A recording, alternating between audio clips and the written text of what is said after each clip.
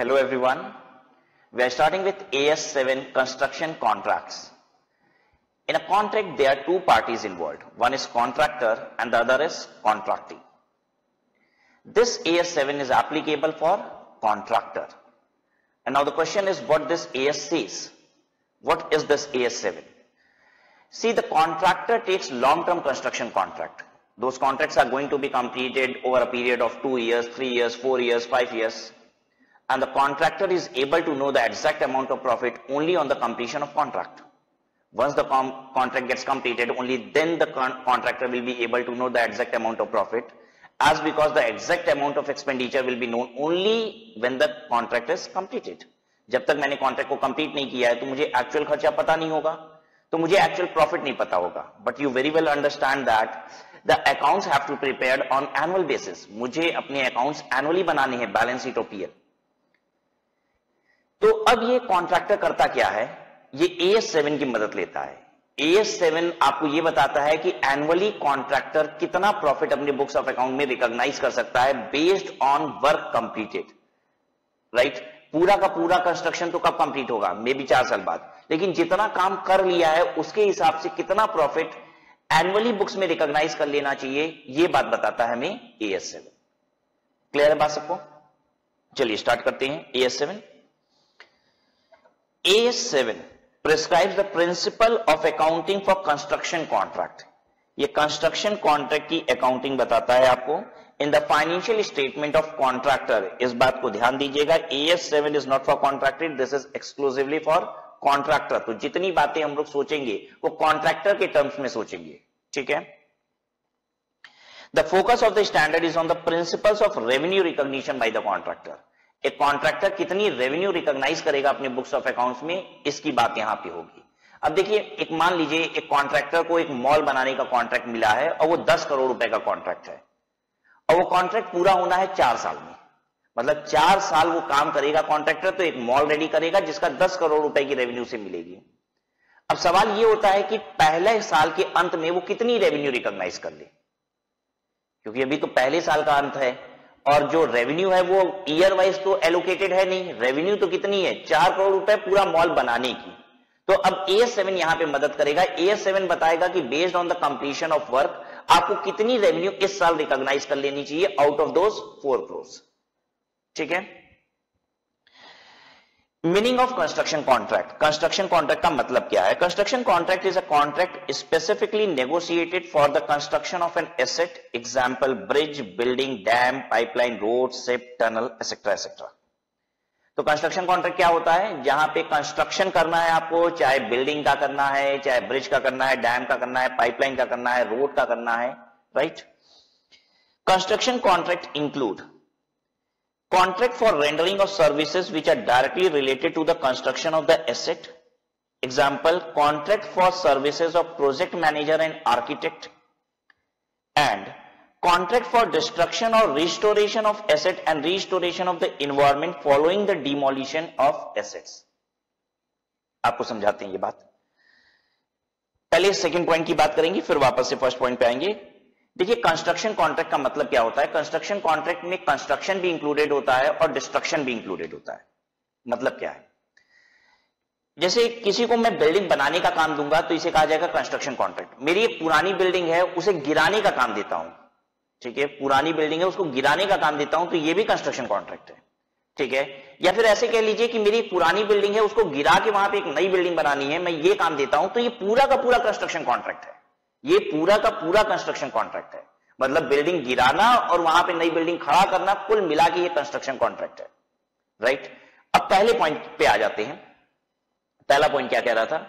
पहला पॉइंट ये कह रहा था कि अगर उस कंस्ट्रक्शन कॉन्ट्रैक्ट में कुछ सर्विसेज भी इंक्लूडेड है. मतलब मैंने कॉन्ट्रैक्ट पता है कैसे दिया है? मैंने कहा है कि बिल्डिंग की डिजाइन बनाओ फिर बिल्डिंग बनाओ. मतलब कुछ कागज पे भी काम होगा, सिर्फ सीधे आके फ्लोर पे काम होना शुरू नहीं हो जाएगा. पहले क्या होगा? कागज पे काम होगा, आर्किटेक्चरल डिजाइन देगा वो मुझे, मैं डिजाइन को पसंद करूंगा, उसके बाद वो बिल्डिंग बनाएगा. तो कहता है अगर कोई सर्विसेज कॉन्ट्रैक्ट भी उसमें इंक्लूडेड है तो वो भी क्या है? कंस्ट्रक्शन कॉन्ट्रैक्ट है.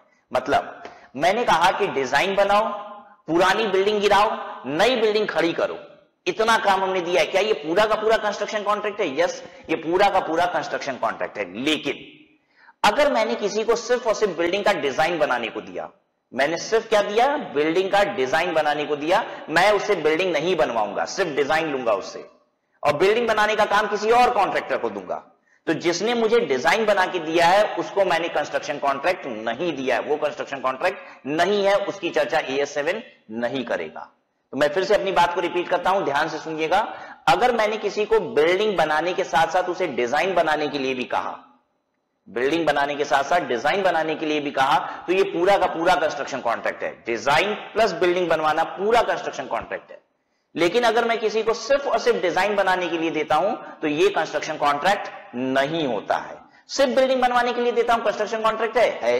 अच्छा, बिल्डिंग गिरा के बनवाने के लिए देता हूं, गिराना और बनाना दोनों कंस्ट्रक्शन कॉन्ट्रैक्ट है मिला के, हाँ है। क्लियर इतनी बात? तो एक काम करिए, इस डेफिनेशन को हम लोग बहुत ही सिंप्लीफाइड फॉर्म में लिखने जा रहे हैं। आइए लिखिए मेरे साथ, हम आपको लिखवाते हैं ये डेफिनेशन कैसे लिखी जानी चाहिए, बहुत आसान भाषा में समझने के लिए। तो we are studying construction contract which is AS7, right students. और अब हम लोग लिखने क्या जा रहे हैं, कंस्ट्रक्शन कॉन्ट्रैक्ट की डेफिनेशन। लिखिए, construction contract means contract for construction, contract for construction और डिस्ट्रक्शन।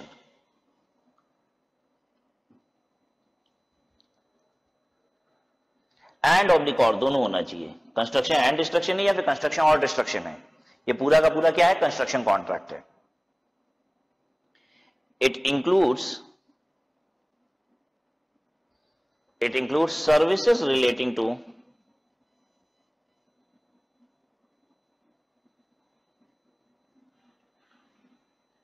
कंस्ट्रक्शन और डिस्ट्रक्शन।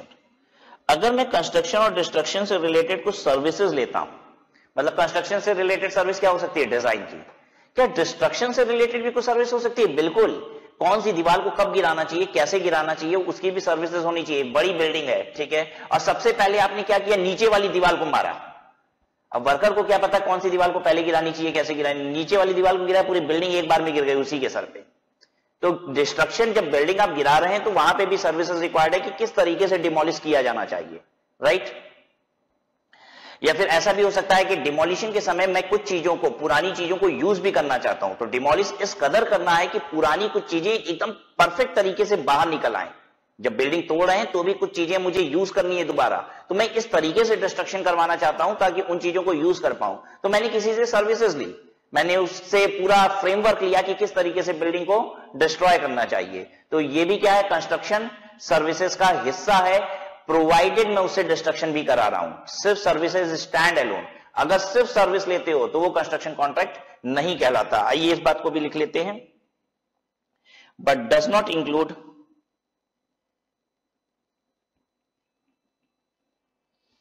स्टैंड अलोन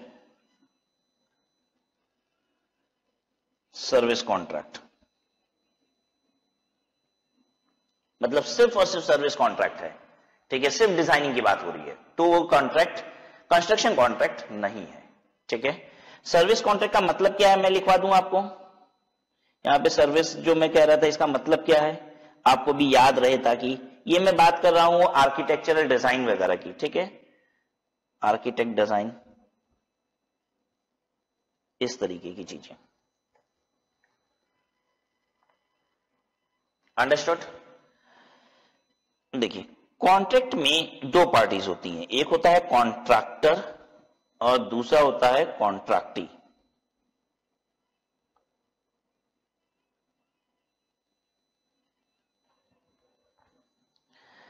कॉन्ट्रैक्टर कॉन्ट्रैक्टी के लिए क्या करता है, टास्क को कंप्लीट करता है, जो काम वो देता है कॉन्ट्रैक्टी उसको कंप्लीट करता है, और कॉन्ट्रैक्टी बदले में कॉन्ट्रैक्टर को क्या देता है, पैसे देता है, वो पेमेंट करता है।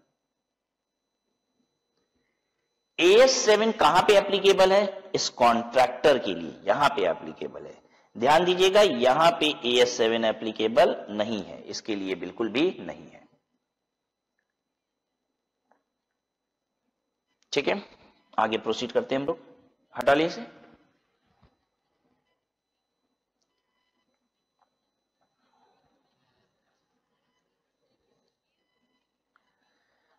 Types of construction contract. Basically, AS7 identifies two types of contract: fixed price contract, cost plus contract.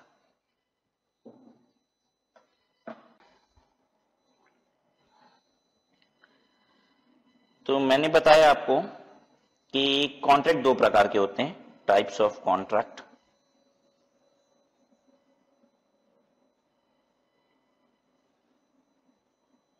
Number 1, fixed price contract.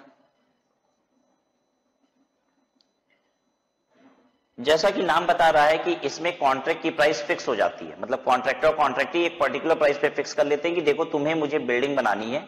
Contract ही कहता है कॉन्ट्रैक्टर को कि तुम्हें मुझे मेरी बिल्डिंग बना के देनी है, 50 लाख रुपए में दूंगा। तो ये हो गया फिक्स प्राइस कॉन्ट्रैक्ट। अब उसमें वो कितनी मार्जिन बचा लेता है, ये कॉन्ट्रैक्टर का आउटलुक है। ठीक है, हाँ बिल्कुल, जब भी हम कॉन्ट्रैक्ट देते हैं तो स्पेसिफिकेशन जरूर होती है कि इस तरीके का बनाना है, ये मटेरियल यूज होना चाहिए, तभी तो कॉन्ट्रैक्ट दिया जा रहा है। ऐसा थोड़ी ना है कि कुछ भी बना लेना, 50 लाख रुपए है। भाई स्पेसिफिकेशन तैयार हो जाती है कि इस तरीके की चीज तैयार करके देनी है और 50 लाख रुपए में दूंगा। ठीक है, तो इसमें क्या होता है कि कॉन्ट्रैक्टर को कम ज्यादा कितना बचेगा ये डिपेंड करता है वो किस तरीके से अपनी कॉस्टिंग बैठाता है। राइट। एक दूसरा कॉन्ट्रैक्ट होता है जिसे हम कहते हैं कॉस्ट प्लस कॉन्ट्रैक्ट। इसमें क्या होता है, इसमें कॉन्ट्रैक्टर कॉन्ट्रैक्टर से कहता है कि जितना मेरा खर्चा लगेगा, कॉन्ट्रैक्टर बोलता है जितना मेरा खर्चा लगेगा तुम वो मुझे खर्चा दे देना, प्लस मुझे कुछ प्रॉफिट दे देना। अब ये प्रॉफिट क्या देना, या तो कॉस्ट का एक सर्टेन परसेंटेज दे देना कि मान लो जैसे 40 लाख रुपए खर्चा लगा तो 40 लाख का 10% तुम हमको दे देना प्रॉफिट, या जो भी खर्चा लगेगा उसका 10% प्रॉफिट दे देना। और या फिर एक काम करो, एक लमसम डिसाइड कर लो कि 5 लाख रुपए तुम हमको अलग से दे दोगे। ठीक है, तो कॉस्ट प्लस कॉन्ट्रैक्ट में ये होता है कि इसमें कॉस्ट दिया जाता है प्लस प्रॉफिट देना पड़ता है कॉन्ट्रैक्टर को। जो कॉन्ट्रैक्टर खर्चा लगाएगा वो सारी चीजों की बिल पकड़ाएगा, ओरिजिनल बिल पकड़ाएगा कि ये देखो भैया ये तुम्हारा खर्चा लगा है, इतने रुपए की सीमेंट लगी, ये बालू लगा, ये लगा, सारी चीज बताएगा। ठीक है, और उसके साथ साथ उसका लमसम प्रॉफिट डिसाइडेड है कि इतना रुपया तुमको अलग से प्रॉफिट देना होगा। ठीक है, अब ये प्रॉफिट देने के भी दो तरीके होते हैं। एक होता है percentage on cost. Percentage on cost का मतलब क्या हुआ कि जितने रुपए का खर्चा लगाएगा उसका एक सर्टेन परसेंटेज वो प्रॉफिट के रूप में लेगा। अगर 40 लाख लगा, मान लो परसेंटेज डिसाइड हुआ 10%, 40 लाख लगा तो 4 लाख रुपए ले लेगा, 50 लाख रुपए खर्चा लग गया तो 5 लाख रुपए ले लेगा। और या फिर लमसम डिसाइड हो जाता है कि भैया खर्चा जितना लगेगा वो ले लेना और 5 लाख रुपया तुम अलग से ले लेना, कॉन्ट्रैक्ट ही कहता है। ठीक है, और ये क्या कॉन्ट्रैक्ट है, इसमें कॉस्ट प्रॉफिट अलग अलग नहीं है, एक लमसम अमाउंट डिसाइड हो चुका है। अब ये जो फिक्स्ड प्राइस कॉन्ट्रैक्ट होते हैं ये अपने आप में अगेन दो प्रकार के होते हैं। एक होता है without escalation clause,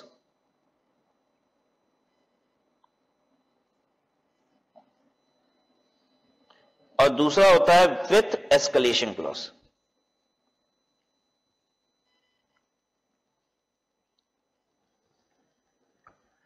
without escalation clause का मतलब क्या होता है, पहले ये समझ लीजिए।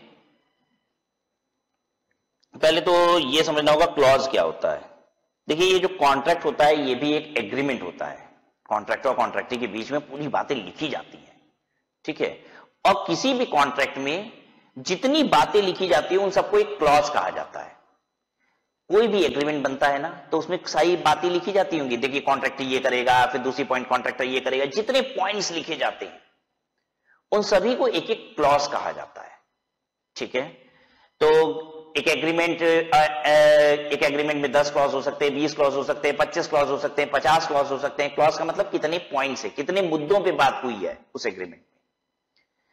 विदाउट एस्केलेशन क्लॉज का मतलब है कि एक पर्टिकुलर क्लॉज है जिसका नाम है एस्केलेशन, वो इसमें नहीं लिखा होगा। और ऐसा भी फिक्स्ड प्राइस कॉन्ट्रैक्ट होता है जिसमें एस्केलेशन क्लॉज लिखा होता है। अब ये है क्या, कौन सा क्लॉज है?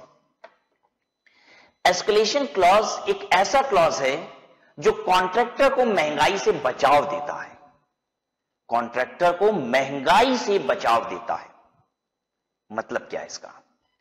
देखिए आज कॉन्ट्रैक्टर और कॉन्ट्रैक्टी एक एग्रीमेंट करते हैं जिसमें यह डिसाइड होता है कि 50 लाख रुपए में बिल्डिंग कॉन्ट्रैक्टर कॉन्ट्रैक्टर को बना के देगा।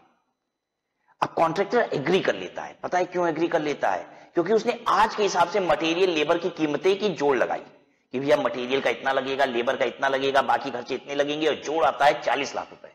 तो कॉन्ट्रैक्टर की तो बल्ले बल्ले, वो तो कह रहा है कि 50 लाख रुपए मिलेंगे, 10 लाख रुपए का प्रॉफिट है, वो कॉन्ट्रैक्ट साइन करने को तैयार है। लेकिन ये कॉन्ट्रैक्ट कंप्लीट होना है over a period of 4 years. 4 सालों में ये कॉन्ट्रैक्ट पूरा होना है। लेकिन जरा सोचो, जिस मटेरियल को उसने आज नोट किया है जिस रेट पे, क्या वो 4 साल तक ऐसा ही रहेगा?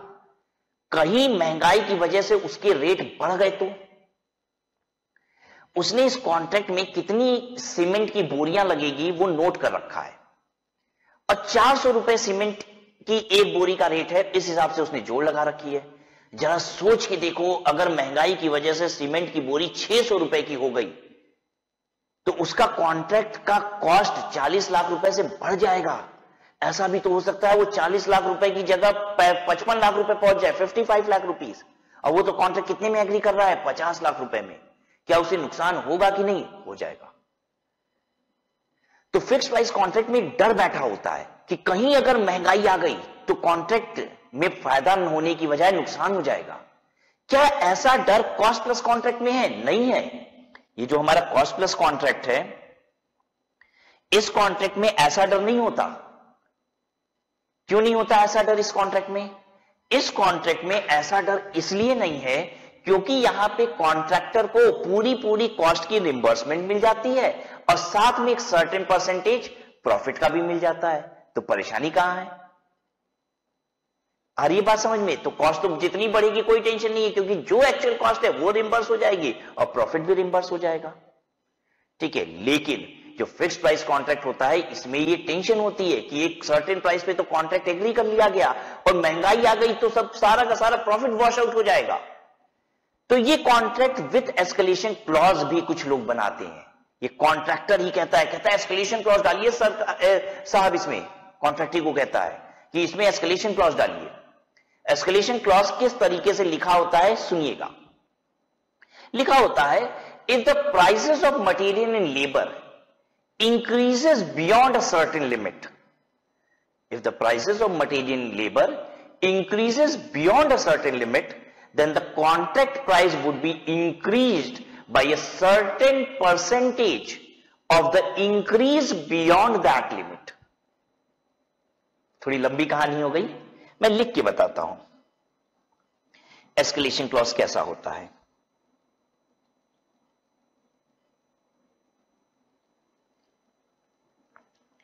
क्या लिखा होता है इसमें? If the prices of material and labour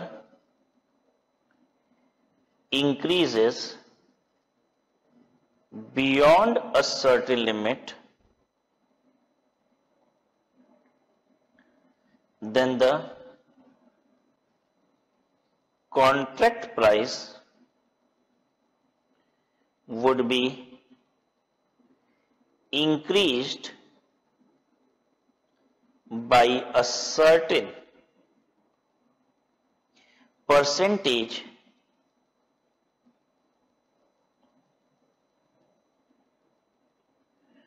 of the increase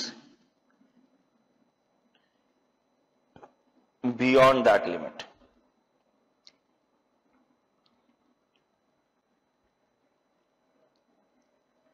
क्या कहता है? If the prices of material and labour increases, सबसे ध्यान देने वाली बात, prices.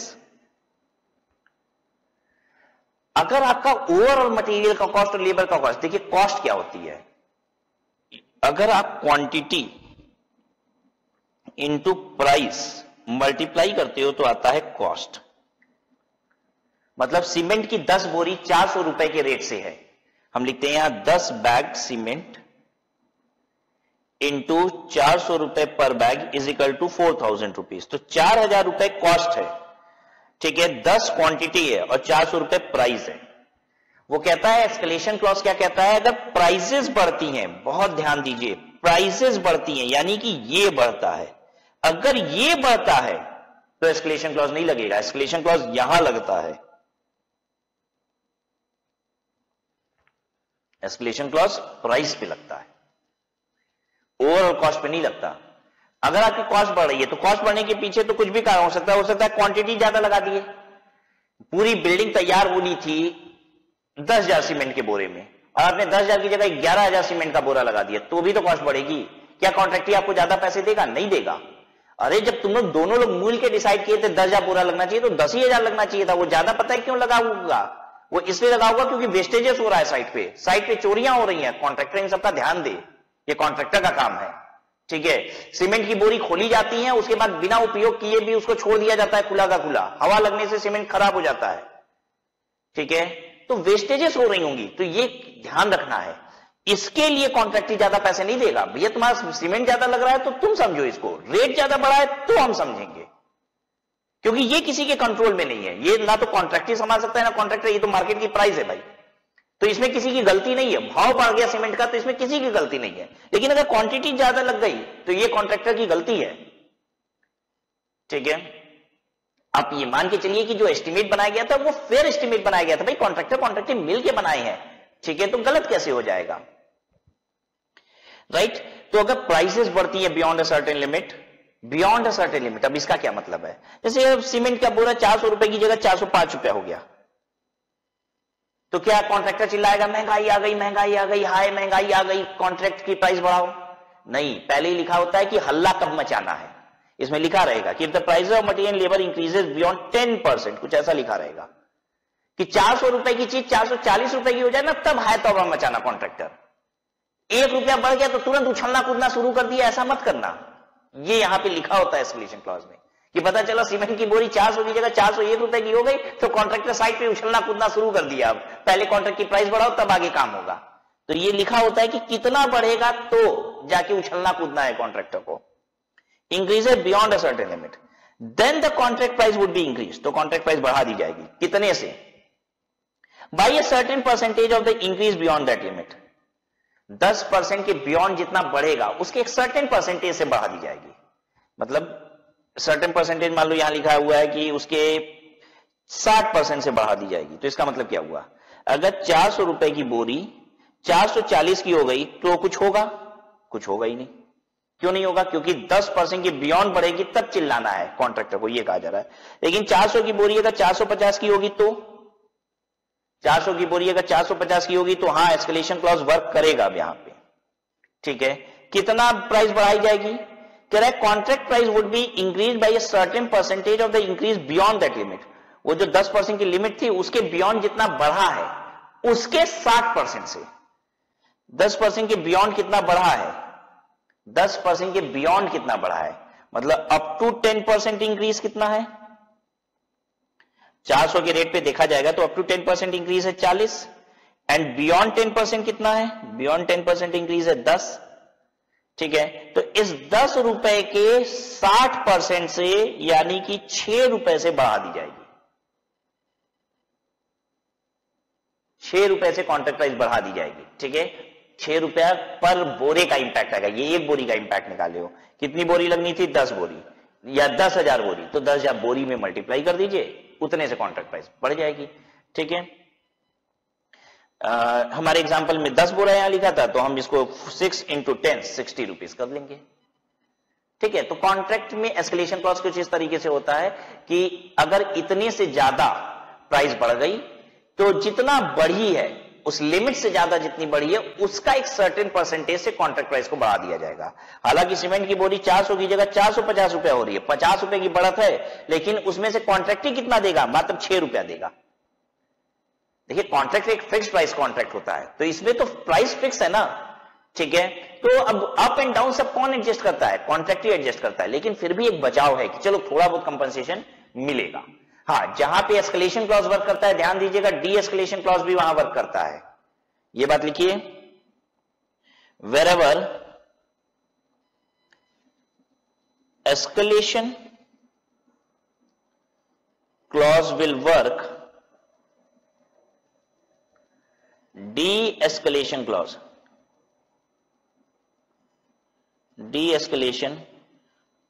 clause will also work। इसका मतलब ये होता है कि अगर महंगाई घटी तो कॉन्ट्रैक्ट प्राइस को इसी तरीके से घटाना भी पड़ेगा। अगर सीमेंट की बोरी 2-4% कम हुई तो कोई बात नहीं, लेकिन अगर 10% से ज्यादा कम हुई तो जितना कम हुई उसके 60% से कॉन्ट्रैक्ट प्राइस को भी घटा दी जाएगी।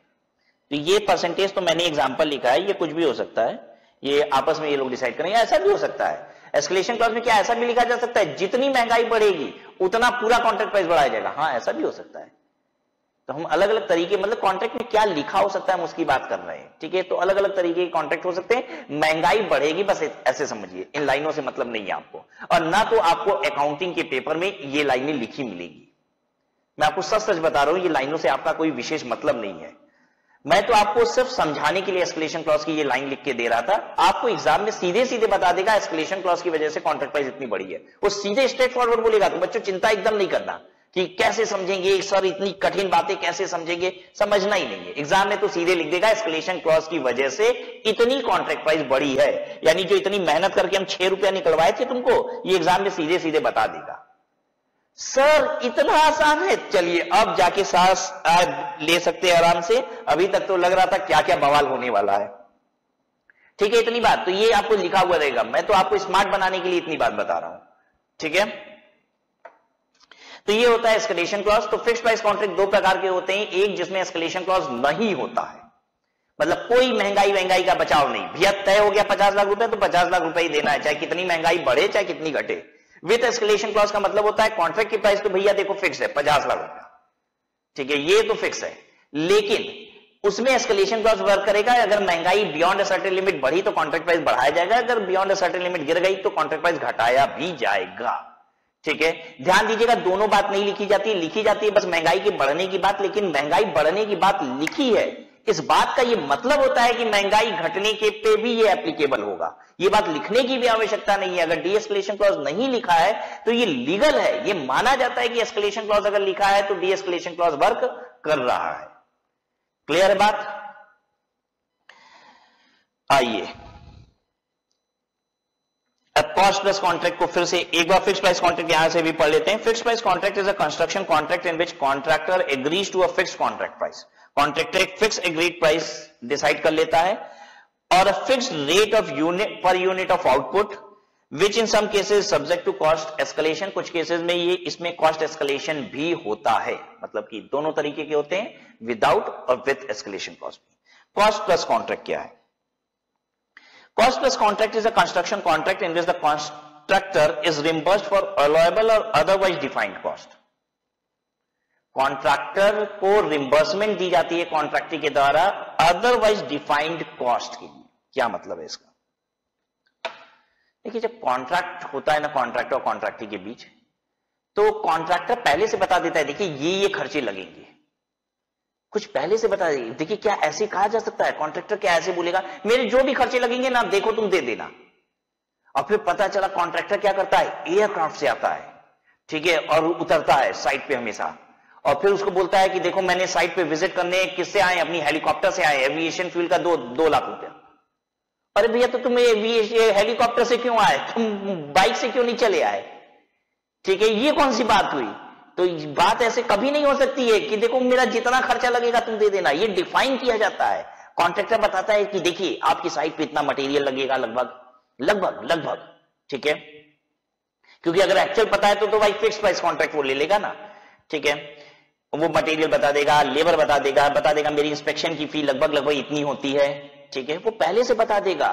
ये नहीं सीधे लिख दिया इंस्पेक्शन फीस जो भी होगी मेरी विजिट फी वो देनी पड़ेगी। अरे ये नहीं, तब तो वो एक दिन ये भी कहेगा आपके साइट पे मेरे 50 लड़के ऑफिस के लगे रहते हैं, दिन भर आप ही का काम तो देखते हैं, और उन सबकी सैलरी है 50-50 हजार रुपए महीने, तो 50,000 इंटू 50 लोगों की सैलरी भी आप ही से निकलवा लिया, कह रहे सब आप ही का काम तो देखते हैं। ये नहीं होता, पहले से डिफाइंड होता है कि लगभग ये खर्चे आपके लगेंगे, और कॉन्ट्रैक्टर को ये पेमेंट दे देता है और अलॉन्ग विथ प्रॉफिट देता है, ठीक है। कुछ ना कुछ उसका प्रॉफिट भी डिसाइडेड है कि जितना खर्चा लेंगे उसका 10% बढ़ा के दीजिएगा, वो मेरी प्रॉफिट होगी, या फिर प्रॉफिट लमसम दे दीजिएगा, 5 लाख रुपया ऊपर से दे दीजिएगा। क्लियर है? तो ये होता है कॉस्ट प्लस कॉन्ट्रैक्ट। तो यानी कॉस्ट प्लस कॉन्ट्रैक्ट में भी खर्चे डिफाइन किए जाते हैं, क्योंकि खर्चे डिफाइन नहीं होंगे तब तो तबाही हो जाएगी भाई, ठीक है, वो कुछ भी मांगने लग जाएगा फिर तो। अभी तीसरे प्रकार का कॉन्ट्रैक्ट होता है, मैं आपको बताता हूं, जो दोनों का मिक्सचर होता है, इन दोनों का मिक्सचर होता है, वो क्या होता है? वो होता तो कॉस्ट प्लस कॉन्ट्रैक्ट ही है। वो होता तो कॉस्ट प्लस कॉन्ट्रैक्ट है कि भैया खर्चा देना प्लस प्रॉफिट देना, लेकिन उसमें एक मैक्सिमम लिमिट होती है। चाहे कुछ भी हो जाए 60 लाख रुपया से ज्यादा नहीं देंगे, ऐसे डिसाइड होता है। फिर से रिपीट करता हूं, क्या होता है? कॉन्ट्रैक्टर कॉन्ट्रैक्टी के बीच सौदा होता है कि जितना खर्चा लगेगा वो देना और खर्चे का 20% प्रॉफिट देना, लेकिन किसी भी कीमत पे कॉन्ट्रैक्टी 60 लाख रुपए से ज्यादा नहीं देगा। तो एक अपर लिमिट हो जाती है, वो फिक्स्ड हो जाता है कि इससे ज्यादा तो नहीं देना है, ऐसा भी कॉन्ट्रैक्ट होता है। कैसा कॉन्ट्रैक्ट हुआ ये समझ में आ रहा है? ये मिक्सचर टाइप का हो गया कि भैया कॉस्ट प्लस प्रॉफिट भी है, लेकिन एक अमाउंट भी फिक्स कर दिया गया है, वो फिक्स्ड वाला नेचर दिया गया कि इससे ज्यादा नहीं देना है।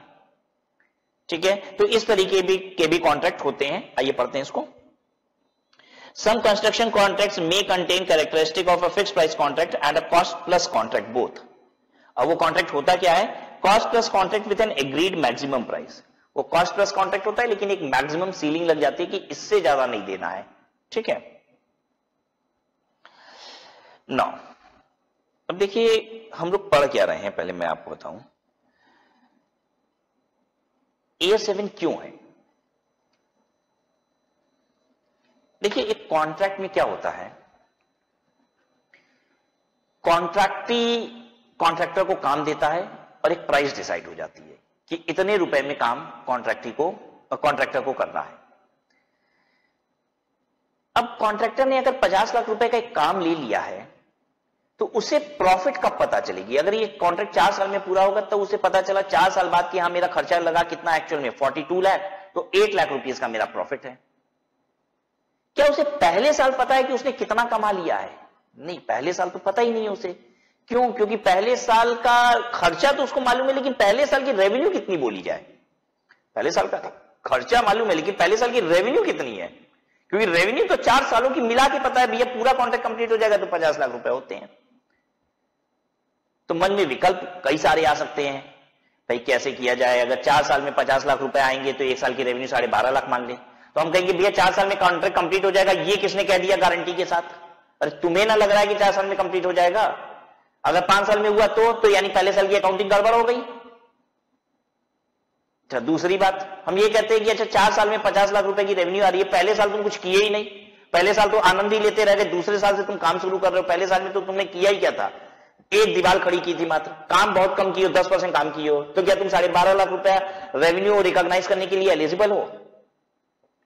तो तरह तरह की बातें मेरे दिमाग में आएंगी। अकाउंटिंग स्टैंडर्ड बनते ही कब है? क्या आपको यह बात समझ में आती है कि अकाउंटिंग स्टैंडर्ड बनाए कब जाते हैं? अकाउंटिंग स्टैंडर्ड का मतलब ये अकाउंटिंग का ये स्टैंडर्ड है, यही तरीका है। जहां पे भी अकाउंटिंग के तरह तरह के विकल्प दिमाग में आते हैं ना, वहीं पे स्टैंडर्ड बनाया जाता है। जहां पे अकाउंटिंग के विकल्प नहीं है, हर कोई एक जैसा करेगा, बाय डिफॉल्ट करेगा, अपने मन से एक ही जैसा करेगा, तो वहां स्टैंडर्ड की आवश्यकता नहीं। स्टैंडर्ड वहां पे बनाना पड़ जाता है जहां पे लोगों के दिमाग में अलग अलग अकाउंटिंग के विकल्प आते, तो वहीं एक स्टैंडर्ड बना दिया जाता है कि नहीं भैया अकाउंटिंग ऐसे की जाएगी, ताकि हर कोई एक जैसी अकाउंटिंग करेगा। तभी तो क्या हो सकता है? इंटरफर्म कंपैरिजन हो सकता है। हम बता सकते हैं कौन सी कंपनी अच्छी है, कौन सी खराब है। हर कोई अलग अलग तरीके की अकाउंटिंग करेगा, तो भैया पहले हम लोगों के प्रॉफिट समझने से पहले उसकी अकाउंटिंग समझनी होगी। ठीक है, तो अब ये स्टैंडर्ड आपको यही बताएगा कि कितनी रेवेन्यू रिकॉग्नाइज होनी चाहिए। ठीक है, खर्चे तो आपको पीरियड के पता ही है क्योंकि आपने एक्चुअल में कर लिया है, लेकिन रेवेन्यू अब पूरे कॉन्ट्रैक्ट की है तो उसको इस साल की रेवेन्यू कितनी मानी जाए। ठीक है, तो इस साल की अगर मुझे रेवेन्यू पता चल जाए, उस 50 लाख में से इस साल की रेवेन्यू कितनी, तो मैं उसमें से इस साल का खर्चा घटा दूंगा, मुझे प्रॉफिट पता चल जाएगा। तो यहीं पे AS7 आपकी मदद करता है, यहीं पे AS7 का पूरा फोकस है। तो in order to know profit we must have revenue and we must have expense.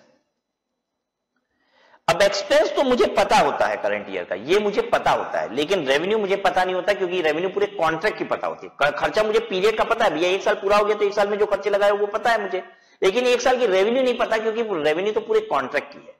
तो AS7 यहीं पे मेरी मदद करेगा, AS7 मेरी यहीं पे मदद करता है, यही फोकस है उसका कि रेवेन्यू आपको हम बता देंगे तो खर्चे एक्चुअल वाली घटा के आप प्रॉफिट बता दोगे इस साल का।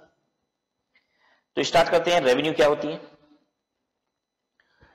Contract revenue should comprise the initial amount of revenue agreed in the contract. Contract revenue क्या होती है, जो इनिशियल, अभी ये ओवरऑल कॉन्ट्रैक्ट की रेवेन्यू बता रहा है कि ओवरऑल कॉन्ट्रैक्ट की रेवेन्यू क्या होती है, फिर करंट ईयर की बताएंगे, पहले ओवरऑल बता रहे हैं, ध्यान दीजिएगा। कॉन्ट्रैक्ट रेवेन्यू क्या होता है, the initial amount of revenue agreed in the contract. Contract में जो सौदा हुआ जिस रेट पे, वो कॉन्ट्रैक्ट रेवेन्यू है।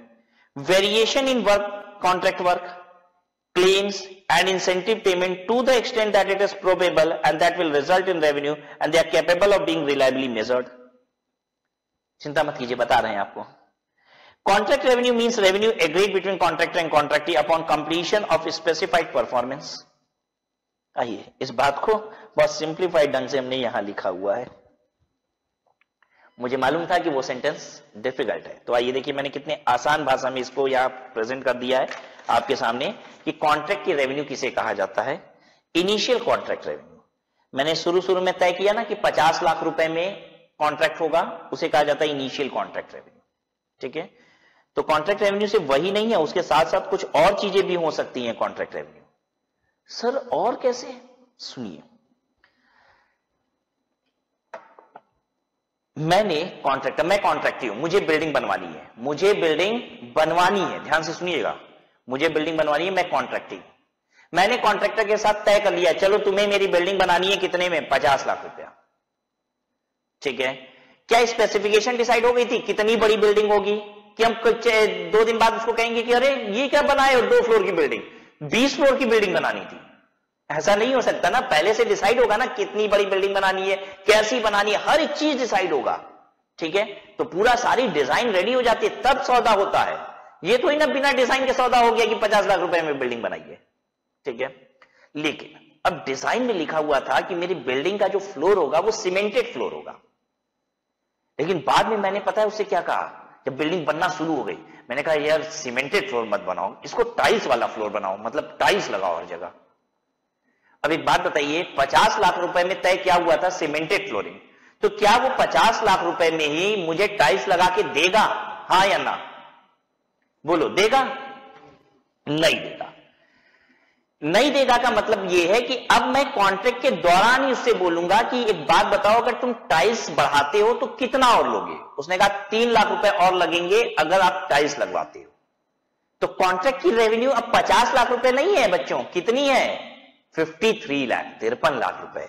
ये 3 लाख रुपए को वेरिएशन कहा जाता है, यही है वेरिएशन। आया समझ में सबको? तो 50 लाख रुपए इनिशियली डिसाइड हो गया था, लेकिन बाद में बातें बदलेंगी तो कॉन्ट्रैक्ट प्राइस भी बदलेगा, ये हो गया वेरिएशन। अब अगला है क्लेम। देखिए जो जो चीज प्लस हो रही है यानी ये कॉन्ट्रैक्टर की रेवेन्यू को बढ़ा रहा है। क्लेम क्या होता है आइए समझिए। देखिए जब कॉन्ट्रैक्ट होता है तो मैं उससे कहता हूं कि कितने समय में काम कंप्लीट होगा, बोलता है 3 साल में। वो हमको भी बना के देता है, भैया हर महीने की 15 तारीख को पेमेंट करते रहना, इतनी इतनी। पेमेंट कैसे होती है, जितना काम वो कर लेता है ना उसका एक सर्टेन परसेंटेज पेमेंट उसको रिलीज कर दी जाती है। ये किसकी जिम्मेदारी है, मेरी, कॉन्ट्रैक्टर की, कि मैं उसे समय समय पे पैसे देता रहूं। लेकिन अगर मान लीजिए मैं उसे समय पे पैसे नहीं देता हूं तो इसके लिए वो कॉन्ट्रैक्ट में पहले से ये लिख देता है कि अगर आपने हर महीने की 15 तारीख को पेमेंट नहीं दी तो मैं आपसे 2% बढ़ा के पैसे लूंगा। तो ये 2% एडिशनल जो उसने बढ़ा के लिया है वो क्या है बच्चों, क्लेम। उसने क्लेम किया है। क्लेम किस बात का होता है, कोई भी गलती जो कॉन्ट्रैक्टी करेगा, कॉन्ट्रैक्टी अपनी जिम्मेदारी नहीं निभाएगा तो उसका वो क्लेम लेगा। और कॉन्ट्रैक्टी को करना ही क्या है, एक ही काम तो करना है, मुझे थोड़ी ना कोई काम करना है, मुझे पैसे देने हैं। और मैं पैसे देने में कुछ भी गड़बड़ी करूंगा तो वो मुझसे कुछ क्लेम लेगा। सबको समझ में आ रहा है, भूलना नहीं है। Contract price, initial contract revenue क्या थी, ये चार्ट सामने रखिए, ठीक है। इनिशियल कॉन्ट्रैक्ट रेवेन्यू क्या थी, इनिशियल कॉन्ट्रैक्ट रेवेन्यू थी जो इनिशियली प्राइस डिसाइड हुआ हम लोग के बीच में, मतलब कॉन्ट्रैक्ट काम शुरू होने से पहले जो डिसाइड हुआ। वेरिएशन क्या था, हमने उसको बोला सीमेंटेड फ्लोरिंग की जगह टाइल्स फ्लोरिंग लगाओ, या फिर हमने टाइल्स फ्लोरिंग की जगह बोला वुडन फ्लोरिंग लगाओ, ठीक है। वुडन फ्लोरिंग और महंगी होती है, ठीक है। तो निश्चित सी बात है कि वो कॉन्ट्रैक्ट प्राइस पर इसे बढ़ाएगा। तो वेरिएशन ये हो गया। क्लेम का मतलब होता है कि अगर कॉन्ट्रैक्टी के पार्ट पे कुछ गड़बड़ होगा तो कॉन्ट्रैक्टर क्लेम लेगा, तो उसने क्लेम लिया इस तरीके से, ठीक है। इंसेंटिव्स, अब मैं इंसेंटिव समझाता हूं आपको क्या होता है। ध्यान से सुनिएगा मेरी बात को, तो आपको इंसेंटिव समझ में आ जाएगा। मैंने कॉन्ट्रैक्टर को बोला कि ये बिल्डिंग कितने समय में तैयार करके दे दोगे, सौदा वौदा हो गया 50 लाख रुपए सारी बातें, तो उसने कहा 3 साल। मैंने कहा 2.5 साल में काम करना है। उसने कहा जाओ किसी और से करा लो। मैंने कहा अरे नहीं भाई साहब नहीं, ऐसा नाराज ना होइए, आप 3 साल में करिएगा, कोई बात नहीं, लेकिन एक बात मैं कॉन्ट्रैक्ट में लिखना चाहता हूं। पूछता है क्या? ध्यान से सुनिए। पहले मैंने कहा कि 3 साल में कॉन्ट्रैक्ट कर, उसने बोला 3 साल में कॉन्ट्रैक्ट करना है, तो मैंने कहा 2.5 साल में कर दो, ठीक है। तो उसने कहा जाइए किसी और से करा लीजिए, लेकिन मुझे काम उसी से कराना है, बहुत अच्छा कॉन्ट्रैक्टर है। मैंने कहा नहीं भाई साहब नाराज ना हो, आप 3 साल में करिएगा, 3 साल यही लिखेंगे कॉन्ट्रैक्ट, लेकिन एक लाइन और लिखना चाहते हैं जिससे आपको शायद आपत्ति नहीं होगी। उसने कहा बताइए क्या लिखना चाहते हैं आप कॉन्ट्रैक्ट में। मैंने कहा अगर कहीं गलती से 2.5 साल में कंप्लीट हो गया, कहीं गलती से हो गया, सुनिए, ठीक है, अगर कहीं गलती से 2.5 साल में कॉन्ट्रैक्ट कंप्लीट हो गया तो मैं 5 लाख रुपए आपको अलग से देना चाहता हूं। नहीं हुआ तो कोई बात ही नहीं, 50 लाख में तो अपने सौदा किए ही है, कोई दिक्कत थोड़ी ना है। बताइए कॉन्ट्रैक्टर को कोई दिक्कत होगी इस बात से? भैया इसको करना 3 ही साल में। हम लिख रहे हैं कि अगर 2.5 साल में हो गया तो 5 लाख रुपए मैं दूंगा, मैं उससे कुछ ले नहीं रहा हूं, मैं दूंगा 5 लाख रुपए। क्या उसको कोई आपत्ति होगी लिखवाने में? बोलो कोई आपत्ति होगी लिखवाने में? नहीं, कोई आपत्ति नहीं। उसने कहा लिख दीजिए भाई साहब। मैंने लिख भी दिया, उसमें दोनों लोग साइन भी कर लिए, और देखिए हुआ क्या, उसका कॉन्ट्रैक्ट सचमुच 2.5 साल में कंप्लीट हो गया। क्या 5 लाख रुपए और कॉन्ट्रैक्ट की रेवेन्यू बढ़ेगी? बढ़ेगी भाई साहब, बढ़ेगी। यही है इंसेंटिव। आ रहा है ना समझ में सबको? ध्यान से सुनिए, क्योंकि एक एक बार ही हम बोल रहे हैं।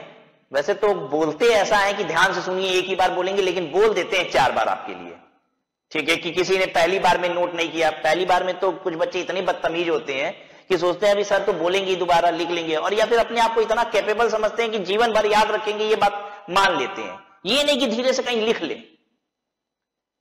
ठीक है। जितना अकलमंदी दिखानी एग्जाम में दिखाना, ठीक है। अभी घर पे आराम से अपने सोफे पे बैठ के अकलमंदी ना दिखाओ जो लेक्चर देख रहे हैं, अभी नोट कर ले, ठीक है। अकलमंदी एग्जाम में दिखाएंगे, तो एक एक बात नोट कीजिए। वेरिएशन क्या होता है, क्लेम क्या होता है, इंसेंटिव क्या होता है, ठीक है। और जिन बच्चों का नोट नहीं हुआ है वो एक बार वीडियो पॉज कर ले, पॉज करके इसको नोट करें, क्योंकि मैं पढ़ रहा हूं आगे। प्राइस एस्केलेशन, एस्केलेशन मैंने समझा दिया, दोबारा नहीं समझाऊंगा। महंगाई के बचाव की वजह से भी तो कभी कभी कॉन्ट्रैक्ट प्राइस बढ़ती है, वो बढ़ेगी।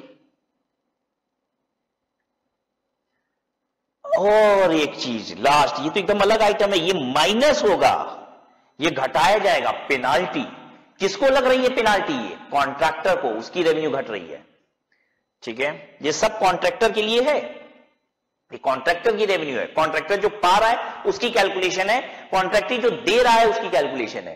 पेनाल्टी से घट रही है कॉन्ट्रैक्टर की रेवेन्यू। किस बात की पेनाल्टी देगा कॉन्ट्रैक्टर? देखिए क्या हुआ। हमने कॉन्ट्रैक्ट में लिखा था ना कि कॉन्ट्रैक्ट 3 साल में पूरा होना चाहिए। अगर गलती से 2.5 साल में हो गया तो मैंने कहा कि मैं 5 लाख रुपए इंसेंटिव के तौर पे दूंगा। लेकिन मैंने फिर कहा कॉन्ट्रैक्टर को, या इतना याद रखना, 3 साल बोल रहे हो कॉन्ट्रैक्ट कंप्लीट होने में, अगर 3 साल 1 दिन भी हुआ ना, 3 साल 1 दिन भी हुआ ना, तो 4 लाख रुपए काट भी लूंगा, ठीक है। 3 साल तो तुम भी एग्री कर रहे हो, तो 3 साल में अपना कॉन्ट्रैक्ट हुआ है तो 3 साल में कॉन्ट्रैक्ट पूरा होना चाहिए। अगर 2.5 साल में हुआ तो मैं इंसेंटिव दे रहा हूं तुम्हें, ठीक है। और अगर 3 साल 1 दिन में हुआ तो मैं पैसे काट भी लूंगा। और अगर 3 साल 1 दिन हो गया तो पेनाल्टी की वजह से कॉन्ट्रैक्ट की रेवेन्यू गिरेगी। अब वो 50 लाख रुपए नहीं, 46 लाख रुपीज ही देने हैं। ये होता है पेनाल्टी। तो इन सारी चीजों की एडजस्टमेंट करके जो आता है उसे कहा जाता है कॉन्ट्रैक्ट रेवेन्यू। आया बच्चों मजा? शायद पढ़ाई में भी मजा आता। पढ़ाई कोई ऐसी चीज है जो मजा लेने वाली है सर। अब देखिए, इनको रिकॉग्नाइज करने के लिए कुछ टर्म्स एंड कंडीशंस भी हैं। क्या है? For one, there should be no uncertainty कह रहा है पहले के लिए कोई अनसर्टेनिटी नहीं होनी चाहिए, इसके लिए बात कर रहा है, कह रहा है नो अनसर्टेनिटी। फिर कह रहा है 2 to 5 there should be certainty of collection. 2 to 5 के लिए कह रहा है सर्टेनिटी होनी चाहिए। और 6 के लिए कह रहा है सिर्फ पॉसिबिलिटी होनी चाहिए। बहुत ध्यान से भाई। कह रहा है इनिशियल कॉन्ट्रैक्ट रेवेन्यू को आप तब रिकॉग्नाइज करेंगे when there is no uncertainty. 2 से लेके 5 तक variation, claim, incentive, price escalation, जिसकी वजह से कॉन्ट्रैक्ट की रेवेन्यू बढ़ जाती है, कह रहा है ये सब तब बढ़ाएंगे जब इसकी क्या हो, सर्टेनिटी हो। और पेनाल्टी तो तभी घटा देंगे जब इसकी पॉसिबिलिटी हो। सर्टेनिटी और पॉसिबिलिटी में क्या अंतर होता है, पहले ये समझे। सर्टेनिटी का मतलब होता है कि एकदम आप श्योर हो कि ये होगा, तो उसे कहते हैं सर्टेनिटी। पॉसिबिलिटी मतलब थोड़ा सा चांस है होने का, बस थोड़ा सा चांस है होने का। कह रहा है पेनाल्टी थोड़ा सा चांस भी है ना कि लग सकती है तुम्हारे ऊपर कॉन्ट्रैक्टर, तो गिरा दो, रेवेन्यू को गिरा के तुम रिकॉग्नाइज करो। मतलब कॉन्ट्रैक्टर को यह कहा जा रहा है कि अगर तुमको 50 लाख रुपए में इनिशियली डिसाइड हुआ, ठीक है, 5 लाख रुपए की इंसेंटिव आने वाली है, अगर तुम बहुत श्योर हो, 100% श्योर हो, तो 5 लाख रुपए की पेनाल्टी बढ़ाना। अब 5 लाख रुपए की इंसेंटिव बढ़ा के रेवेन्यू रिकॉग्नाइज करना, कि अगर तुम एकदम श्योर हो, सर्टेनिटी है कि आएगा पैसा, ठीक है। लेकिन अगर तुमको लग रहा है प्रोजेक्ट डिले हो जाएगा, तुमको पेनाल्टी देनी पड़ेगी, थोड़ा सा भी चांस लग रहा है, तो घटा तो तुरंत लो। मतलब आएगा, जोड़ना तब है जब तुम बहुत श्योर हो, और घटा तब देना है जब तुम थोड़ा सा भी चांस है। इसको हम दूसरी भाषा में बोलते हैं, आप ऐसे समझिए।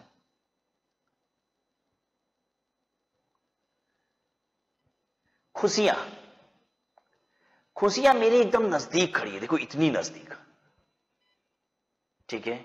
तो ये A7 क्या कह रहा है, कह रहा है हाथ पीछे करके ऐसे रहो, खुद से आके खुशियों को गले लगाने दो तुमको, तुम जरा सा भी मूवमेंट नहीं दिखाना, एकदम हिलना भी नहीं, बस ऐसे खुशियों को खुद गले लगाने दो। फिर दुख की बात कर रहा है, कह रहा है दुख दूर है, वहां कोसों दूर खड़ा है, दूर दुख, कह रहा है पकड़ के उसको गले लगा लो। कह रहा है दुख अगर दूर भी खड़ा है ना, तुमको दिख गया ना कि दुख है, तो उसको पकड़ के गले लगा लो एकदम। और खुशियां एकदम नजदीक खड़ी हैं, ठीक है, हाथ पीछे किए रहो, उसको खुद से गले लगाने दो। यही है। देखो रेवेन्यू जब बढ़ाने की बात हो रही है तो क्या कह रहा है, कह रहा है एकदम श्योर हो, एकदम श्योर हो, मतलब खुद से खुशी को आने दो रेवेन्यू को, तब बढ़ाएंगे। और पेनाल्टी दूर खड़ा है, लग रहा है तो बहुत रिमोट चांस है, मतलब दूर से कहीं थोड़ा बहुत दिख रहा है पेनाल्टी, कह रहा है तुरंत उसको गले लगाओ, मतलब घटा लो। मतलब जब घटाना है, दुख ही तो है जो घटाना है। अगर मेरा पैसा कम होता है तो वो दुख है, और पैसा बढ़ता है तो वो खुशी है। तो इसीलिए मैंने बढ़ने वाले आइटम को खुशी कहा और घटने वाले आइटम को दुख कहा। और आपको याद रहेगा इस बात से, मेरी इस बात से, कि खुशियों को क्या करना है, हाथ पीछे कर लेना है। और A7 कहता है दुख को गले लगा लेना है, दूर खड़ा दुख को भी खींच के गले लगाना है, ठीक है। मतलब लॉसेस को इमीडिएट एडजस्ट करना है। और अकाउंटिंग इसी पे बेस्ड है, कंजर्वेटिज्म प्रिंसिपल। जब आप छोटे बच्चे थे ना, नन्हे मुन्ने से, ठीक है, जब अकाउंटिंग आपने शुरू की थी तो आपको सिखाया गया था कंजर्वेटिज्म प्रिंसिपल। और कंजर्वेटिज्म प्रिंसिपल यही कहता है, ठीक है, कि लॉसेस वगैरह को इमीडिएट रिकॉग्नाइज करो, और रेवेन्यूज अगर हैं तो जब तक वो सर्टेन ना हो रिकॉग्नाइज ना करो, ठीक है। अब एक बात यहां पे, नो अनसर्टेनिटी और सर्टेनिटी। अरे अनसर्टेनिटी सर्टेनिटी का उल्टा होता है, नो अनसर्टेनिटी का मतलब तो सर्टेनिटी ही हो गया।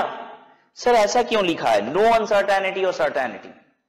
इंग्लिश में नहीं समझ में आएगा, English is a funny language, ठीक है। हमारी जो हिंदुस्तानी भाषा है ना, इससे ये बात समझ में आ जाएगी। मैं अगर इसको हिंदी में बोल दूं ना तो आप सबको समझ में आ जाएगा। नो अनसर्टेनिटी का भैया मतलब ही होता है सर्टेनिटी। तो यहां नो अनसर्टेनिटी लिखा है या सर्टेनिटी लिखा है, ये क्या बात हुई? तो आइए मैं हिंदी में इस बात को कहता हूं, ध्यान से सुनिए। मैंने मोहन को 1 लाख रुपए का माल बेचा उधार, और मैंने सोहन को भी 1 लाख रुपए का माल बेचा उधार। बहुत ध्यान से सुनिएगा, एक ही बार बोलूंगा मैं। और आपको सर्टेनिटी और नो अनसर्टेनिटी का अंतर समझ में आ जाएगा। अंग्रेजी में नहीं, हिंदी में। मोहन को मैंने 1 लाख का माल उधार में बेचा, सोहन को भी मैंने 1 लाख रुपए का माल उधार में बेचा। अब मैं क्या कहता हूं बेचने के बाद? ऐसा कुछ नहीं है कि मोहन का पैसा नहीं आएगा। क्या बोला मैंने? ऐसा कुछ नहीं है कि मोहन का पैसा नहीं आएगा। मतलब क्या हुआ इसका? मोहन का पैसा आ जाएगा, यही तो मतलब हुआ। फिर से मैं बोलता हूं, मोहन के लिए मैं क्या बोल रहा हूं? ऐसा कुछ नहीं है कि मोहन का पैसा नहीं आएगा। अब सोहन के लिए देखिए क्या बोल रहा हूं, सोहन का पैसा आ जाएगा। बात तो दोनों में वही कह रहे हैं, कुछ अंतर है लेकिन फिर भी कुछ अंतर फील किए। ऐसा कुछ नहीं है कि मोहन का पैसा नहीं आएगा। अब सोहन की जब बात हो रही है, ठीक है, मेरी घरवाली मुझसे पूछ रही है, कह रही है आपने मोहन और सोहन को उधार दे दिया है, आपका क्या ओपिनियन है इसके बारे में? तो मैं देखिए कैसे ओपिनियन दे रहा हूं। मैं कह रहा हूं ऐसा कुछ नहीं है कि मोहन का पैसा नहीं आएगा। सोहन का पैसा आ जाएगा। कुछ अंतर है दोनों बातों में, अंतर है कुछ दोनों बातों में, अंतर है। मोहन का जब पैसा आ जाएगा तो पूरा खुल के नहीं बोल पा रहे, ऐसा कुछ नहीं है कि मोहन का पैसा नहीं आएगा, मतलब 100% श्योरिटी के साथ नहीं कह पा रहे हैं, बहुत ताकत नहीं है मेरी बातों में, ठीक है। लगभग ऐसा है कि भाई आ जाएगा। और सोहन में देखो ना क्या सर्टेनिटी है, मैं कह रहा हूं सोहन का पैसा आ जाएगा, अंतर है दोनों बातों में। तो सोहन में हमने यूज किया है सर्टेनिटी, आ जाएगा, और मोहन में मैंने बोला है नो अनसर्टेनिटी, ऐसा कुछ नहीं है कि पैसा नहीं आएगा, ये होता है नो अनसर्टेनिटी। मतलब मैं आपको समझाने की कोशिश कर रहा हूं, जब मैं सर्टेनिटी बोलता हूं ना तो इसका मतलब होता है 100%, और जब नो अनसर्टेनिटी बोलता हूं तो ये भी सर्टेन है, लेकिन ये 100 नहीं है, ये 99 ही है। समझने के लिए बच्चों परसेंटेज यहां पे नहीं लग रहा, मैथ्स नहीं पढ़ रहे, लेकिन समझो, भावनाओं को समझो, ठीक है। जब मैं ये कह रहा हूं ना कि ऐसा कुछ नहीं है कि पैसा नहीं आएगा, तो खुल के बात नहीं आ रही है, 100% दम नहीं निकल रहा है, ठीक है। लेकिन जब ये बोलता हूं ना पैसा आ जाएगा, सोहन का पैसा आ जाएगा, ये बहुत अंतर है, जमीन आसमान का इन दोनों लाइनों में अंतर है, ठीक है। तो सर्टेनिटी का मतलब 100% को है, और नो अनसर्टेनिटी का मतलब ये है कि भाई 100% वाली बात नहीं है, ऐसा कुछ नहीं है कि पैसा नहीं आएगा, 99% ही है। क्या ये बात आप फील कर पाए थे कि नहीं? मुझे बस पहले ये बताओ ईमानदारी से, क्या ये फीलिंग आपके मन में आई थी? बोलो, आई थी कि नहीं? आई थी। ये फील कर पा रहे थे ना जब मैं बोल रहा था? बस फील ही तो कराना था आपको, क्योंकि अंग्रेजी में कहां समझ में कुछ आ रहा है, बस ये भावनाओं से समझने वाली बात थी। जो बात भावनाओं से समझी जाएगी, शब्दों से नहीं, तो भावनाओं से समझनी पड़ेगी, ठीक है। अच्छा, अब ये पॉसिबिलिटी क्या है? यहां पे बोलता है पॉसिबिलिटी। पॉसिबिलिटी का मतलब क्या है? पॉसिबिलिटी का मतलब होता है थोड़ा सा भी चांस है, 1% भी चांस लग रहा है कि पेनाल्टी कट जाएगी, तो भी रिकॉग्नाइज कर लो। मतलब जो इनिशियल रेवेन्यू होती है वो हम रिकॉग्नाइज कर लेते हैं। अब जैसे ऐसे समझिए, जब भी हम माल उधार बेचते हैं तो हम सेल की एंट्री मार देते हैं कि नहीं, कि जिस दिन पैसा आता है उस दिन मारते हैं? अरे जिस दिन उधार बेचते उस दिन मार देते हो एंट्री। क्या आप 100% श्योर होते हो पैसा आ जाएगा? नहीं, 100% थोड़ी ना श्योर है भाई, डूब भी सकता है पैसा। लेकिन नॉर्मली हम माल उसी को बेचते हैं जहां पे मुझे ऐसा लगता है कि ऐसा कुछ नहीं है कि पैसा नहीं आएगा, तभी तो माल उधार दे रहे हैं। ऐसा कुछ नहीं है कि पैसा नहीं आएगा, यही सोच के तो उधार में माल दे देते हैं, कि ये सोच के माल देते हैं कि भैया पैसा नहीं आएगा। अरे तुम दिए ही क्यों उधार? तो जब भी हम किसी को उधार देते हैं ना, तो बेसिकली क्या मेंटालिटी होती है? पैसा आ जाएगा? नहीं, होता है ऐसा कुछ नहीं है कि पैसा नहीं आएगा, ये नॉर्मली आएगा ही आएगा भाई, इसमें कौन सी बड़ी बात है, ठीक है। लेकिन सर्टेन नहीं हो, सेल की एंट्री मार देते हो। तो इसलिए इनिशियल रेवेन्यू तो नो अनसर्टेनिटी पे हम रिकॉग्नाइज कर लेते हैं, लेकिन जो भी बढ़ा रहे हो, AS7 कहता है अगर बढ़ा रहे हो तो 100% अगर श्योर हो तभी बढ़ाना। यानी ऐसा भी हो सकता है जैसे ही इंसेंटिव की बात हुई, तुरंत मैंने उससे साइन इन करा लिया कि इतने रुपए की वो इंसेंटिव देगा, ठीक है, या उसने एक पोस्ट डेटेड चेक दे दी, व्हाटएवर, जैसे जिससे सर्टेनिटी आ जाए। कोई भी चीज ऐसी हुई जिससे सर्टेनिटी हो गई, हम दोनों के बीच वार्तालाप हो गया, ठीक है, एक लेटर उसने इशू कर दिया मुझे कि इतना पैसा वो और देगा, तब जाके आप रेवेन्यू रिकॉग्नाइज करो, बड़ी वाली। और पेनाल्टी तो आपको बस दिख ही रहा है कि लग जाएगी भैया, डिले हो रहा है, प्रोजेक्ट देर हो रही है, अब पेनाल्टी तो लगेगी, आप घटा लीजिए अपनी रेवेन्यू, ये कह रहा है। अब आ जाइए कॉन्ट्रैक्ट कॉस्ट पे।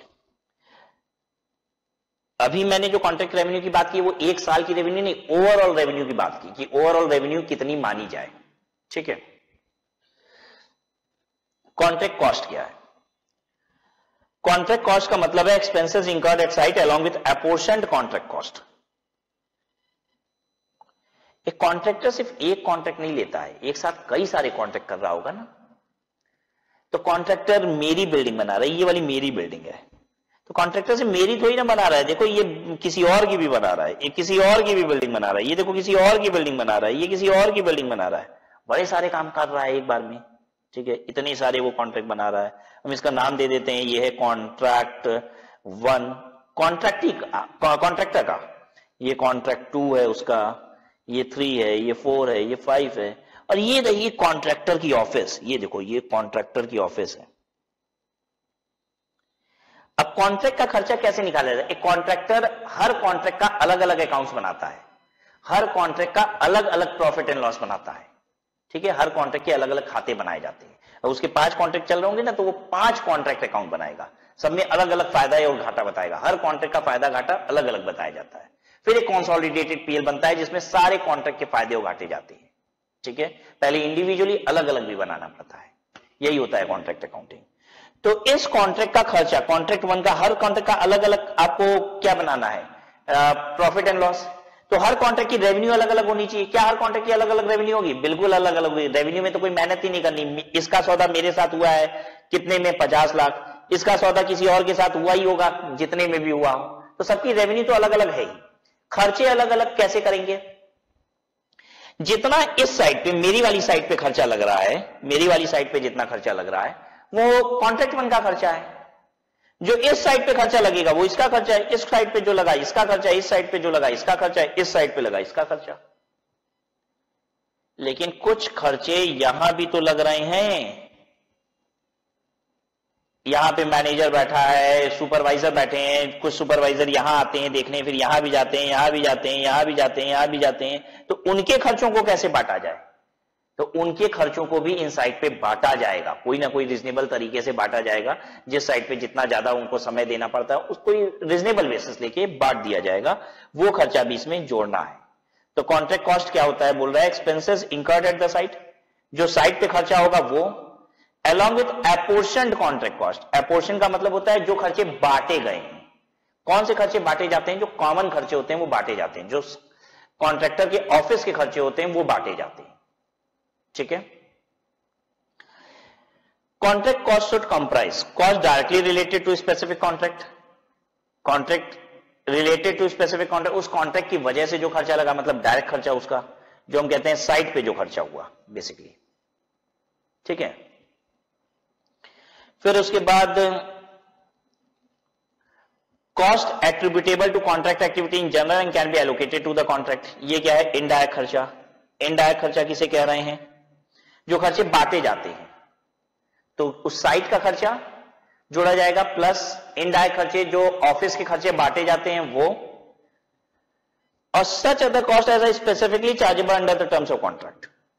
और कोई और खर्चा भी स्पेसिफिकली लगा जो कॉन्ट्रैक्ट में लिखा गया था, ठीक है, कि ये भी करा के देना होगा, तो वो खर्चे भी जोड़ दिए जाएंगे। जैसे इस वाले कॉन्ट्रैक्टर ने कहा कि आप एक काम करिएगा, मुझे बिजली कनेक्शन वगैरह लेके दीजिएगा, बिजली कनेक्शन वगैरह लेके दीजिएगा, क्योंकि आप ही को इलेक्ट्रिकल वायरिंग करानी है, पूरा कनेक्शन वगैरह भी लेके दीजिएगा मुझे, ठीक है, मेरे मीटर इंस्टॉल करा के सारी चीजें दीजिएगा।